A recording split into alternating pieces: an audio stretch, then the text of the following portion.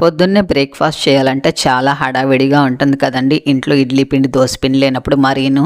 అలాగే షుగర్ కూడా కంట్రోల్‌లో ఉండాలన్నా, అలాగే వెయిట్ లాస్ అయ్యేవాళ్ళు పస్తులు లేకుండా వెయిట్ లాస్ అవ్వాలన్నా, ఫుల్‌గా పొట్ట నిండు తింటూ ఇలా చేసుకోండి.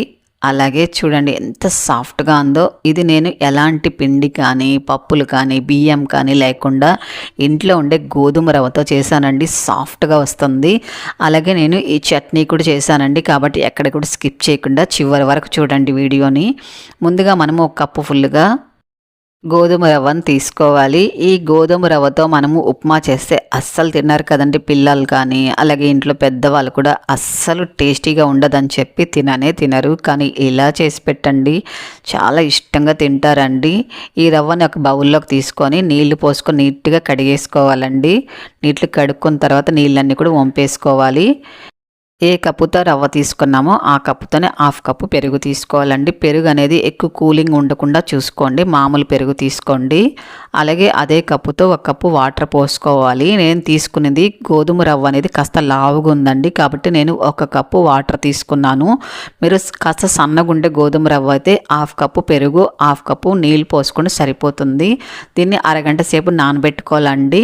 నేను తీసుకుంది లావుగుండే నూక కాబట్టి అరగంట సేపు పడుతుంది నానడానికి.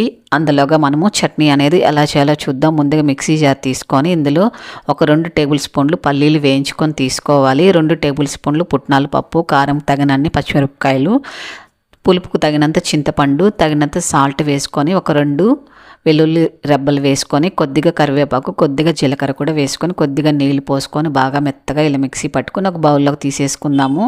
మీకు చట్నీ ఎంత పలచగా కావాలో అంత వాటర్ వేసుకొని ఇలా కలుపుంచుకోవాలి. ఇప్పుడు దీనికి తాలింపు పెట్టుకోవాలండి. కొద్దిగా ఆయిల్ పోసుకొని కొద్దిగా జీలకర్ర, ఆవాలు, కొద్దిగా మినపప్పు, కొద్దిగా కరివేపాకు వేసుకొని ఇలా పోపు పెట్టుకొని ఇందులో వేసేసుకోవడమే. బాగా ఒక అరగంట సేపు నానబెట్టేసుకోవాలండి. మీరు సన్న నూక అనుకోండి, జస్ట్ ఒక 15 నిమిషాల పాటు నానబెట్టుకుంటే కూడా సరిపోతుందండి. ఇది మిక్సీ జార్లోకి తీసుకొని బాగా మెత్తగా మిక్సీ పట్టేసుకోవాలి. ఇప్పుడు ఒక బౌల్లోకి తీసుకొని తగినంత సాల్ట్, కొద్దిగా వంట సోడా కూడా వేసుకొని బాగా ఒక 2 నిమిషాల పాటు ఇలా బాగా కలుపుకోవాలండి. దీనికి ఒక తాలింపు కూడా పెట్టాలి.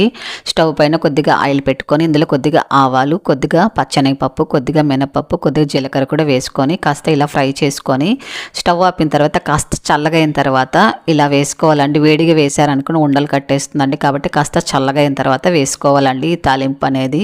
ఒకసారి కలుపుకున్న తర్వాత ఇప్పుడు కొద్దిగా పొడి చేసుకున్న ఎండుమిరపకాయలు కూడా వేసుకోవాలి. ఇప్పుడు స్టవ్ పైన ఇలా తాలింపు గరిటె ఒకటి పెట్టుకొని కొద్దిగా ఆయిల్ వేసుకొని ఒక 2 గరిటెలు పిండి వేసుకొని దీనిపైన మూత పెట్టుకొని సిమ్లో ఉంచుకొని ఒక 2 నిమిషాల పాటు వదిలేసారంటే చక్కగా ఇలా పొంగుతూ వస్తుందండి. తర్వాత మరొక వైపు కూడా ఇలా తిప్పేసుకొని మరొక 2 నిమిషాల పాటు మీడియం ఫ్లేమ్లో పెట్టుకొని ఫ్రై చేసుకున్నారనుకోండి 2 వైపులు కూడా చక్కగా ఫ్రై అయిపోతుందండి. చూడండి ఎంత కలర్ఫుల్గా ఉందో. అంతా కూడా పిండి ఇలాగే ఫ్రై చేసుకొని తీసేసుకోవడమే అండి. ఇప్పుడు మనం చేసుకున్న చట్నీతో తీసుకోండి, అద్భుతంగా ఉంటుందండి టేస్టు. షుగర్ పేషెంట్లు కూడా హాయిగా తినచ్చండి. మామూలుగా బియ్యంతో చేసిన బ్రేక్ఫాస్ట్ తినాలంటే చాలా కంగారు పడుతుంటారు కదా, అలాంటి వాళ్ళు ఇలాంటి బ్రేక్ఫాస్ట్ చేసుకోండి. చాలా టేస్టీగా ఉంటుంది, పొట్టకు ఫుల్గా కూడా ఉంటుంది. అలాగే డైట్ చేసేవాళ్ళు పస్తులుండి మరి డైట్ చేస్తారు కదా, అలాంటి వాళ్ళు కూడా ఇలా హెల్తీగా ఉండే బ్రేక్ఫాస్ట్ చేసుకుంటూ తింటూ మనం హ్యాపీగా సన్నబడచ్చండి. చూడండి ఎంత స్మూత్గా ఉందో, చూసారా తుంచుతుంటే ఎంత స్పంజీగా ఉందో. పిండి అంతా కూడా చక్కగా కుక్ అయిపోయింది. చాలా సాఫ్ట్గా ఉంటుందండి. మనం అప్పటికప్పుడు చేసుకున్నా సరే టేస్ట్ అయితే చాలా బాగుంటుంది.